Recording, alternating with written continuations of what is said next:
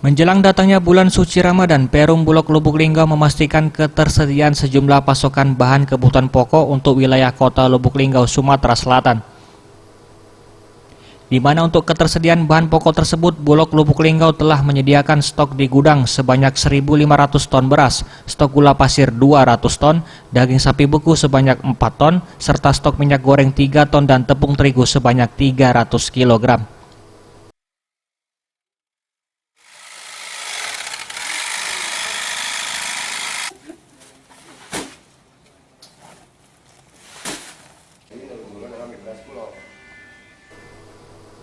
Ketersediaan bahan kebutuhan pokok yang dilakukan Bulog Lubuk Linggau ini untuk menjamin keamanan ketersediaan stok bahan kebutuhan pokok bagi warga masyarakat di wilayah kota Lubuk Linggau.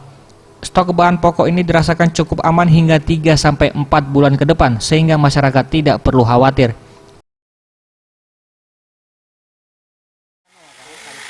Bulog Lubuk Linggau, beras menjelang Ramadan dan Idul Fitri sudah disiapkan 1.500 ton.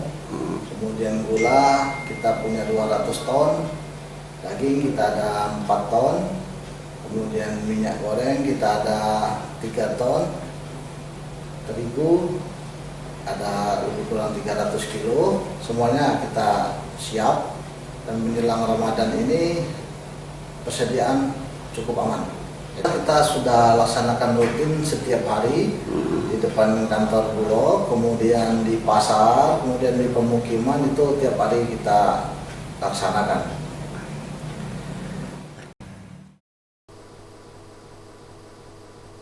Sementara itu, demi mengamankan harga sembako menjelang Ramadan, Bulog Lubuk Linggau juga menggelar operasi pasar stabilisasi harga dengan mendirikan tenda penjualan sembako baik di pasar hingga ke pemukiman warga.